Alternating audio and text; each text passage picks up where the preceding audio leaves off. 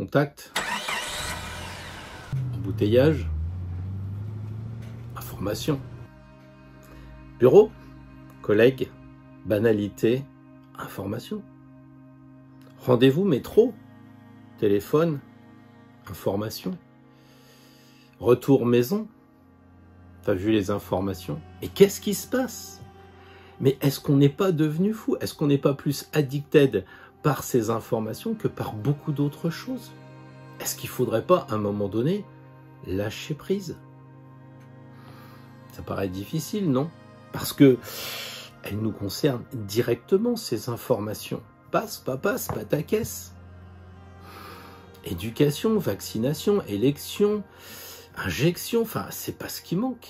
Ça nous concerne tous. Et puis, sur un autre plan, si on parle évolution, faut bien faire des options.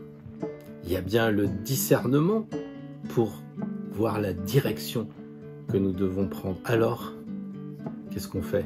On lâche prise ou on lâche pas prise? Moi, je crois qu'il ne faut pas lâcher prise. Il faut rester sur cette vidéo parce qu'on va se retrouver après le jingle et on a beaucoup de choses à se dire. À votre avis, quelles sont les cartes qui parlent du lâcher prise et du pas lâcher prise dans le tarot de Marseille?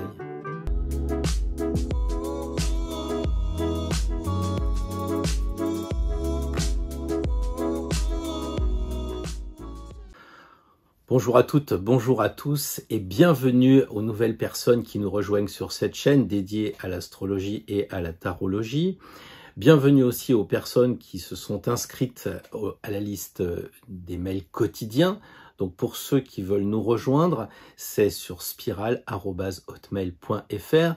Spiral avec un Y, c'est écrit en description sous la vidéo. Passez pas par le site, apparemment il y a des soucis. Donc directement spiral@hotmail.fr et on se retrouve demain matin dans votre boîte à lettres. Alors pour une fois, j'insiste un peu parce que oui, on va parler de libre arbitre, mais pour avoir du bon libre arbitre et du lâcher prise, il faut être bien informé. Alors, je vous le dis comme ça, si vous êtes inscrit, vous allez savoir certaines choses, vous aurez peut-être des intérêts à vous inscrire, mais je ne peux pas en parler sur une chaîne publique. C'est pour ça qu'on se retrouve dans les boîtes mail, parce qu'on peut échanger de façon beaucoup plus confidentielle. Donc, je ne peux que vous inviter à vous inscrire, quitte à évidemment vous désabonner dans la plus grande liberté possible, puisque c'est ce que va nous dire les Verseaux. Et oui, les Verseaux, nous sommes en plein mois de Verseaux, donc bien entendu un très bel anniversaire à nos amis Verseaux. Également une bonne fête pour nos amis qui fêtent le Nouvel An chinois, donc qui a démarré le 1er février, donc bien de bonnes choses, bien de belles choses, surtout beaucoup de joie et beaucoup de bonheur. Et puis dans une tradition plus classique, eh bien c'est la Chandeleur en ce qui nous concerne.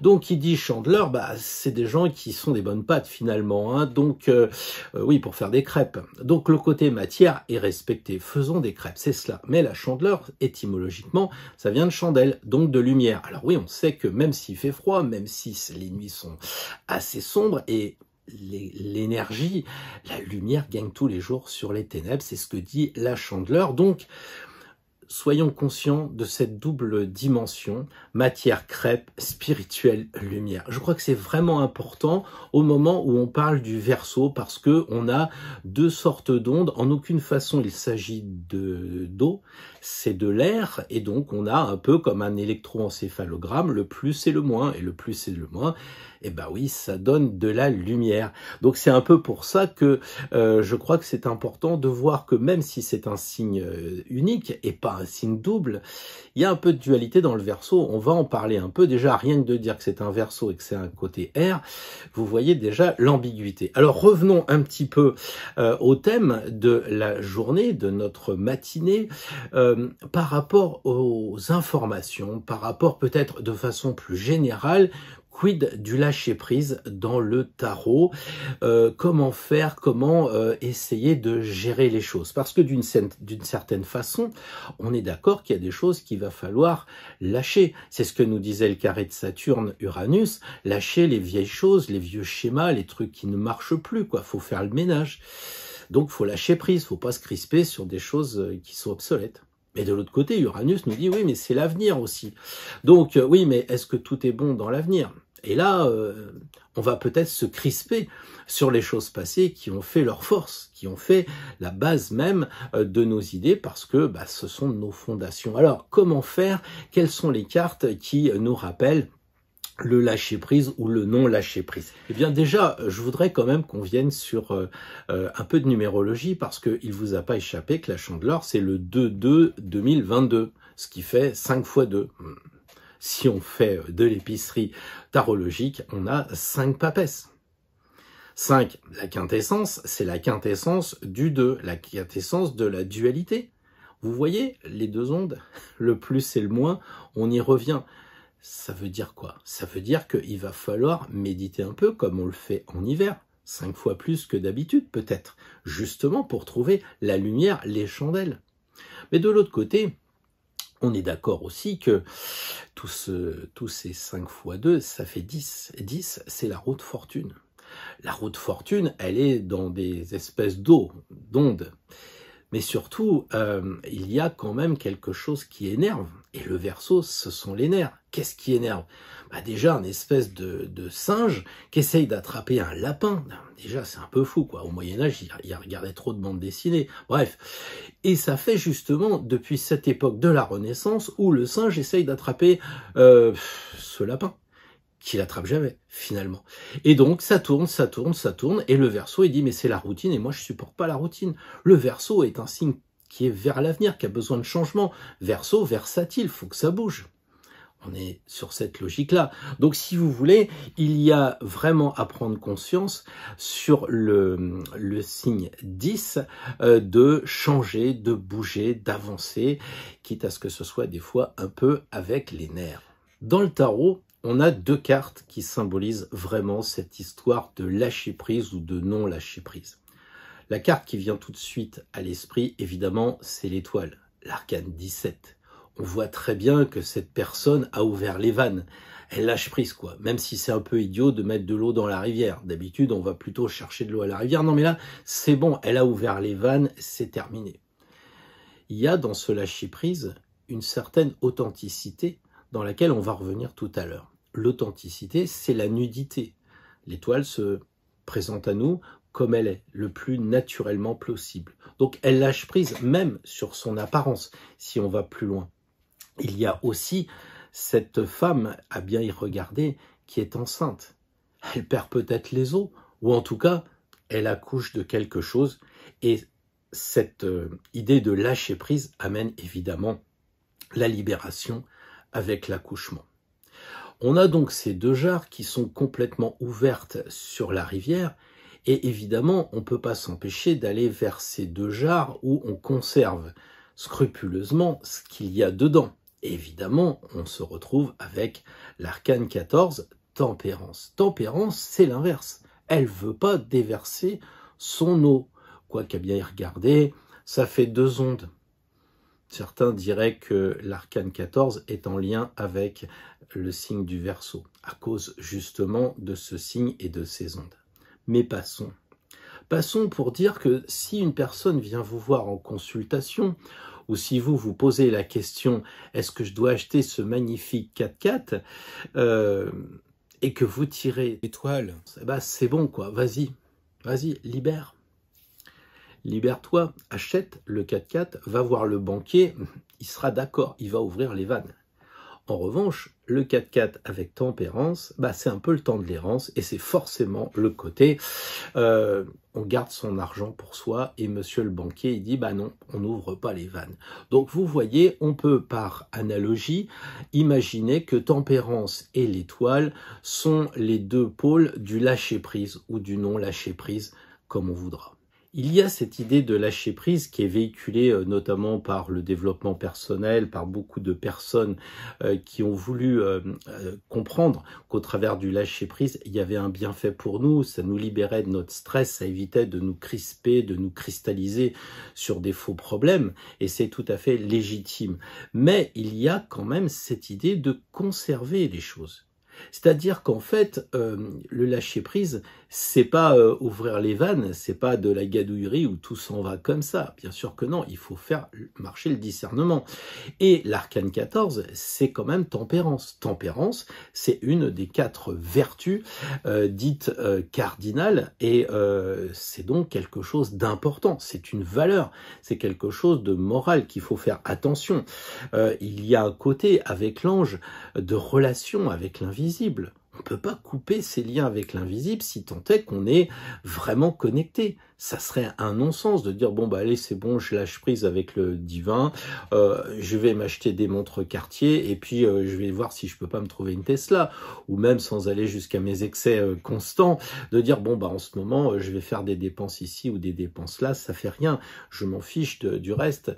Je suis plus en accord avec les forces de l'univers, mais ça fait rien. Non, on peut pas. Il y a des fois des choses qu'il faut absolument conserver parce que ça fait partie de nous-mêmes. Et tempérance, en tant que symbole angélique, nous dit qu'il y a des vertus, qu'il y a des valeurs que l'on ne peut pas oublier. Et donc, on ne lâche pas prise. En revanche, avec l'arcane 17, il y a des choses qu'on va purifier. On en parlait tout à l'heure.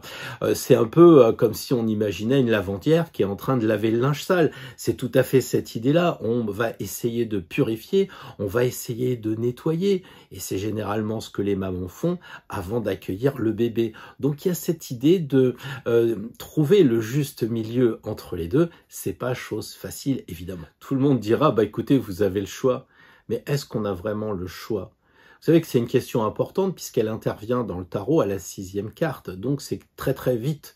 On est mis au défi de trouver le choix. 6e carte quand même, ou 7e signe si on est balance. Je crois que c'est important de vérifier si nous sommes vraiment libres. Est-ce que nous sommes vraiment libres? Sommes-nous libres pour Stanley Milgram? Vous connaissez sans doute Milgram pour son expérience très célèbre qui porte son nom. Allez voir sur Wikipédia pour vous rafraîchir les idées. Stanley Milgram, un psychologue surtout basé sur l'aspect sociologique, a dit que vous aviez 80% de la population qui n'avait pas les ressources morales ou psychologiques pour défier l'ordre et l'autorité. Pire que cela, peu importe que l'ordre soit légitime ou complètement illégitime.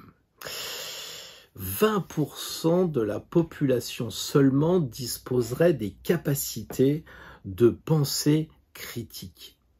Je crois que cela explique beaucoup de choses en ce moment et je pense aussi qu'il faut faire attention à nous-mêmes. Est-ce que nous sommes dans les 80 ou dans les 20? Bon, 80-20, c'est Pareto, c'est une autre loi, mais c'est pas hasard, je pense non plus. Est-ce que nous sommes vraiment libres? Je crois que c'est quand même très important de se poser cette question-là, parce que la liberté est fondamentale pour choisir le libre arbitre ou pas. C'est assez lié, on va dire. Alors, le Verseau, c'est pour ça que je parle de liberté, épris de liberté. Le Verseau, c'est plus que fondamental. Quelquefois, il est même libertaire. Mais là, la question, elle se pose. On verse ou on verse pas? Alors, vous me direz, avoir ces 4 jarres, c'est quand même assez compliqué, mais ça se complique encore plus si vous les comptez, parce que vous arriverez... Je pense à tous les récipients du jeu, à 66. Et oui, est-ce que c'est pas un peu comme s'il fallait trouver le Graal, comme dans Indiana Jones, parmi tous ces vases qui existent?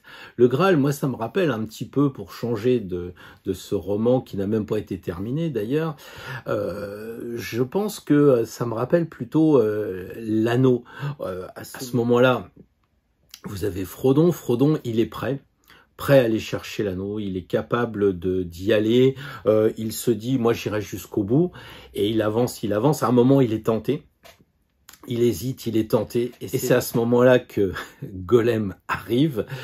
Il y a, bon je raconte pas le film, bref, l'anneau tombe dans le volcan, ça tombe bien, en ce moment il y a pas mal de volcans, ça doit être un sacré clin d'œil, on va dire. Il ne s'approprie pas l'anneau, et ça va terminer en catastrophe. Pourquoi ça arrive comme ça? Tout simplement parce que le lâcher-prise, les informations sont subordonnées avec les coups de tonnerre.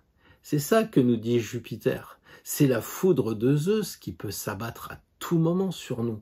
C'est vraiment important. Nous ne sommes pas dans le lâcher-prise ou le non-lâcher-prise, nous ne sommes pas seuls à prendre cette décision. On le croit, mais c'est faux. Même si on fait partie des 20% les plus éclairés. La signification de cet anneau, je pense, c'est surtout que on doit être capable de se déposséder, sans rien attendre, du bien le plus précieux que l'on ait. Prenons la bombe atomique. Ne pas l'utiliser, c'est sa force. Le lâcher-prise, souvent, s'accompagne de cette idée de ne rien attendre en retour. Si vous écrivez à votre neveu et qu'il ne vous répond pas, l'année d'après, vous allez dire, je lui réécris pas, il me répond pas, il me répond jamais. Vous allez tenter une deuxième fois, puis il vous répond jamais. Si vous écrivez à votre neveu tous les ans pour lui souhaiter ses bons vœux, vous pouvez très bien, au bout de 10 ans, 12 ans, 13 ans, avoir la surprise qui débarque chez vous et vous dire, écoute, voilà, je t'ai jamais répondu parce que je suis un ado un peu perturbé, j'avais pas envie, je te connais pas, mais maintenant, je vois que tu m'écris sans attendre quoi que ce soit. C'est un acte gratuit. En fait, tu m'écris par amour. Et c'est ça la base même. Quand l'arcane 17 déverse ses jarres, elle n'attend pas. Manifestement, qu'est-ce qu'elle fait? Elle verse. Elle n'attend pas. Elle n'a pas besoin de retour. Et ça, c'est vraiment super important dans le lâcher-prise. Cette idée d'acte gratuit, c'est un peu la foi. Quelles que soient nos croyances religieuses, spirituelles ou autres, on ne va pas rentrer dans ce débat, mais c'est ce que symbolise le mat quand il regarde dans les étoiles. Il a la foi, il a une confiance absolue dans ce qu'il fait et il donne sans compter, sans rien attendre. Il n'exige pas de retour, il avance tout simplement, il a son expérience dans sa besace et on ne le sent pas comme le battleur qui a envie de vendre, voilà, votez pour moi, je suis un jeune, allez-y, voilà. C'est pas du tout ça. Le mat, c'est quand même quelqu'un qui est plus, on va dire, dans le côté de l'abnégation de soi. Quand on va hisser la voile, on va dire qu'on a fait tout ce qu'on pouvait, on donne tout. Et c'est ça l'idée, c'est on donne tout.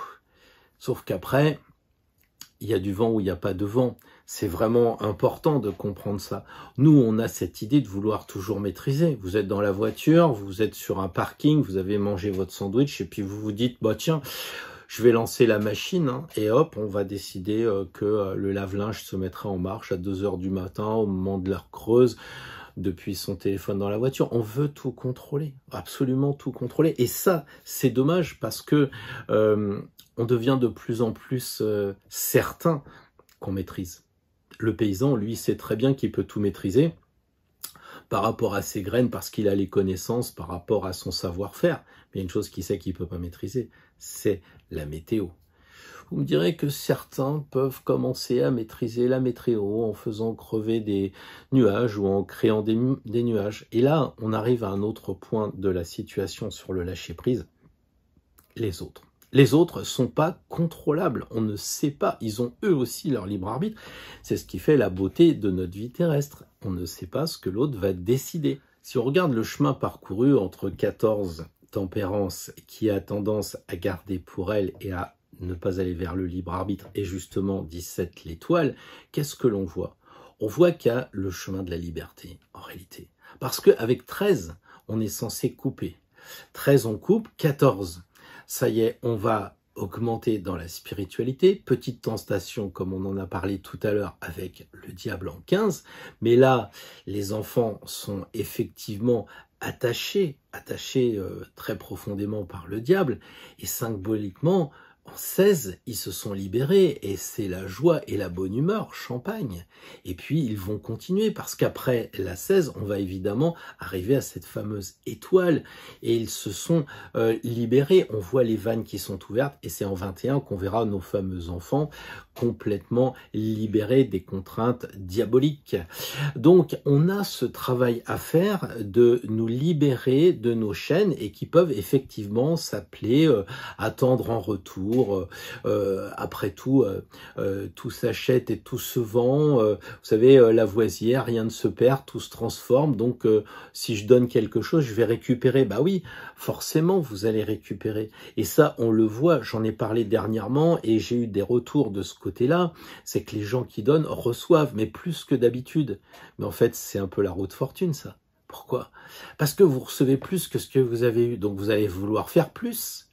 Et en fait, la roue de fortune devient un engrenage dans lequel on a mis la main pour justement rayonner davantage, pour donner davantage, donc on nous donne plus et on redonne plus. Donc si on ressent cela en ce moment, si vous qui me regardez, vous êtes persuadé que lorsque vous faites un geste noble, quelque chose de bien, sans attendre, même quelquefois un simple regard dans un bus, on n'imagine pas, je me souviens de ça dans mon travail, les personnes qui disaient « mais un simple regard, c'est déjà énorme, ça fait du bien ».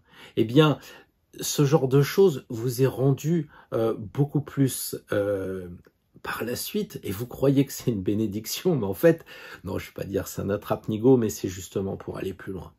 On est dans un monde, vous savez, où un photographe à Paris a été abandonné dans une rue de Paris, enfin je ne sais pas comment on peut dire ça, pendant 9 heures, il est décédé et personne n'a téléphoné au secours. C'est un SDF qui a téléphoné quand même au bout de 9 heures. Quand on est dans une société comme ça, c'est vrai que ça peut paraître un peu fou de dire vous êtes dans le métro, dans un tram, vous voyez une personne en face, vous voyez qu'elle est perturbée, tout ça.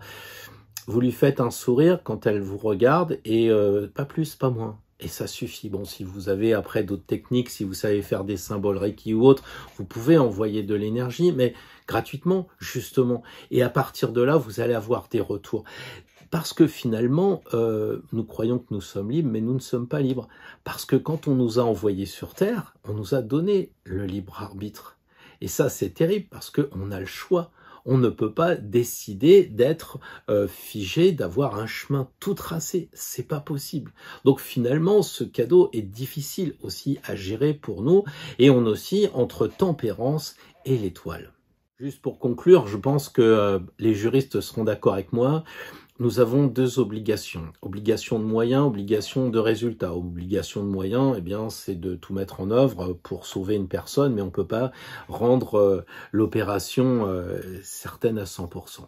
L'obligation de résultat, c'est que c'est possible de faire quelque chose. Par exemple, d'amener dans un train une personne du point A au point B. La seule chose qui excuserait une personne de ne pas mettre en œuvre son obligation de résultat, ça serait la force majeure. Même le droit reconnaît la puissance de l'univers plus forte que les hommes et donc il faut tenir compte de cela pour être un peu plus humble peut-être sur la voie de cette liberté chère au Verseau et du libre arbitre de décider si on verse ou si on ne verse pas. Alors notre libre arbitre est un don incroyable, ça prouve que nous ne sommes pas des marionnettes, ça c'est certain. Maintenant il y en a peut-être qui veulent le devenir, mais c'est un choix, même là aussi ils sont libres. Qu'est-ce que nous voulons faire? Il y a possibilité de lâcher prise, de ne pas avoir ces informations qui vont tout le temps nous polluer et de décider de faire simplement le tri pour être informé des choses réglementaires, légales ou plus si on veut s'engager dans la politique, mais au moins de garder cette lucidité. Lucidité, luxe, la lumière. La chandeleur. Et puis de l'autre côté, on a la possibilité, si on veut, eh bien, de ne pas lâcher prise. Ne pas lâcher prise, garder nos valeurs, garder notre morale. Et c'est ce que nous dit l'arcane 14 tempérance. Elle nous dit, si pour vous c'est précieux, eh ben, conservez-le. Et précieux, c'est près des cieux, c'est un ange qui parle. Donc forcément, il ne faut pas lâcher prise à tous les coups. Et c'est là que c'est difficile. Et justement pour les informations, parce qu'il y a ces informations qui nous polluent, et puis il y a ces informations qui nous informent. Après, il faut peut-être creuser encore plus sur les informations qu'on reçoit pour être encore plus éclairé. Et je pense que ça, c'est le challenge des 20% des personnes qui ont décidé, en travaillant sur elles, en travaillant sur les connaissances ésotériques sur plein de choses pour évoluer et faire le mieux possible pour éclairer leur chemin et pour éclairer aussi le chemin des autres. C'est pas facile à donner une réponse, mais si vous regardez le conflit sino-américain ou américano, non c'est pas l'heure de l'apéro, mais enfin vous savez ce qui se passe avec l'Ukraine, bah à ce moment-là, vous êtes véritablement dans la, comment dire, la pollution d'informations si vous en faites votre tasse de thé permanente. Parce que vous pouvez rien faire sur le conflit sino-américain, rien. Alors pourquoi?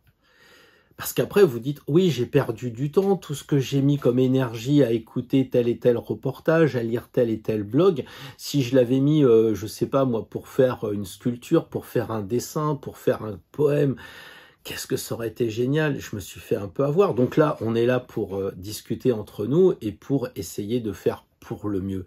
Et je crois que c'est ça le leitmotiv, faire pour le mieux, faire ce que l'on doit faire par rapport à nous-mêmes. Je ne sais pas si vous connaissez cette histoire du colibri. La forêt est en feu.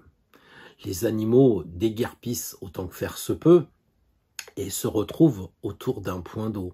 Évidemment, le lion est là avec les éléphants, toute la savane est là et il y a un colibri. Et le colibri, avec son bec très très fin, va prendre une goutte d'eau et va aller la déposer sur le feu, sur l'incendie. Évidemment, tous les animaux lui disent « Mais qu'est-ce que tu fais? Ça sert à rien !» Et le colibri lui dit « Moi j'ai fait ma part. Moi j'ai fait ma part. Et on ne nous en demande pas plus. Faisons donc pour le mieux. » Et alors, pour faire un bon tirage demain matin, je pense que ça pourrait être sympathique de faire un tirage avec 2 cartes simples. Une première carte pour savoir dans quel domaine on doit lâcher prise. Et puis, évidemment, une autre carte dans laquelle il faut se maintenir, il faut garder nos acquis. Voilà, c'est un réglage fin entre les deux, on tire, on lâche, on tire. Donc on peut imaginer un tirage comme cela, ça peut être un tirage générique, ce qu'on va faire demain parce qu'on ne peut pas identifier, mais si vous avez le temps d'ici demain matin, comme on le dit tout le temps, eh ben, essayez de regarder un domaine qui vous bloque, sur lequel vous n'arrivez pas à savoir si vous devez ouvrir ou pas les jarres. Essayez, faites le test. Qu'est-ce que vous devez garder? Qu'est-ce que vous devez lâcher? Et puis on se retrouve demain matin pour la vidéo, à moins qu'on se retrouve demain matin, puisque c'est 7 jours sur 7 que l'on se retrouve pour le mail quotidien. Et j'insiste encore un peu, je le fais très très rarement, mais il se pourrait bien que ceux qui sont abonnés aient une petite surprise dans les jours qui viennent. Sur ce, je vous souhaite une très belle journée, un très beau samedi, et je vous dis à demain matin, dimanche.